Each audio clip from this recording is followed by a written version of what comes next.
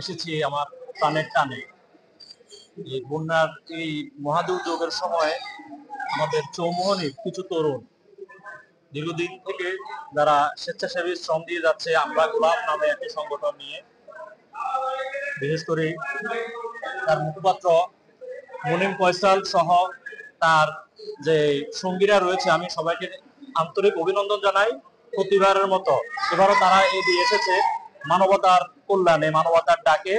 তারা বন্যা পীড়িতদের জন্য একটা মেহমানখানা খুলেছে। আসলে এটা আমি মনে করি আমাদের নোয়াখালীর একটা গর্ব। আমরা যেভাবে পারছি সবাই বন্যার্থদের পাশে এসে দাঁড়িয়েছি। মেহমানখানা খুলে তারা শুরু থেকে অদ্যাবধি যে দুবেলা খাওয়া এবং যে আশ্রয়ন যে যে মানুষরা যে যে ভবনে আশ্রয় নিয়েছে, অনেকগুলো ভবনে তারা এখান থেকে খাওয়া সরবরাহ করছে বিনামূল্যে, সবাইকে সহযোগিতা গুলো দিয়ে যাচ্ছে। তো আসলে তাদের অনেকগুলা প্রোডাক্ট রয়েছে। তারা এখানে চিকিৎসার, আপনারা জানেন যে এখানে আপনারা চিকিৎসার ব্যবস্থা করেছে, ফ্রি ওষুধের ব্যবস্থা করেছে। এখানে বিভিন্ন জেলার থেকে জোন করেছে। তারপরে যে যারা দূর দূরান্ত থেকে আসে তাদের জন্য তারা আবাসিক হোটেলে থাকার ব্যবস্থা করেছে। আসলে বিশাল এক কর্মযজ্ঞ।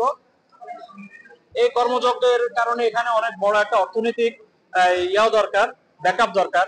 তো আলহামদুলিল্লাহ কিছু ভাই এগিয়ে এসেছিলেন, যা দিয়ে মোটামুটি মেহমানখানা এতদিন পর্যন্ত খুব ভালোভাবে চলেছে। এবং আমি আশা করি আমাদের এই অঞ্চলে বিত্তবানের অভাব নেই, স্বাবলম্বী লোকের অভাব নেই এবং আন্তরিকতাপূর্ণ মন মানসিকতার লোকের অভাব নেই। তো আমি তাদের পাশে আছি। আমি চাই আমার এই অঞ্চলের যে চৌমোহনী বেগমগঞ্জের এই অঞ্চলের যারা আমরা মানবিক মানুষ আছি, তারা যেন এই মেহমানখানার আয়োজক যারা আমরা গোলাপ তাদের পাশে এসে দাঁড়াই, মেহমানখানাটা যেন বন্ধ না হয়। এবং এর পাশাপাশি আমাদের পানি নেমে যাবে পরবর্তীতে।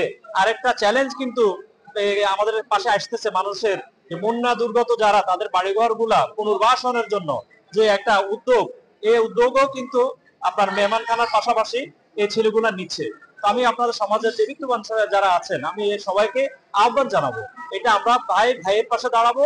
আমরা মানবিকতার টানে আমরা মানুষের পাশে এগিয়ে আসবো।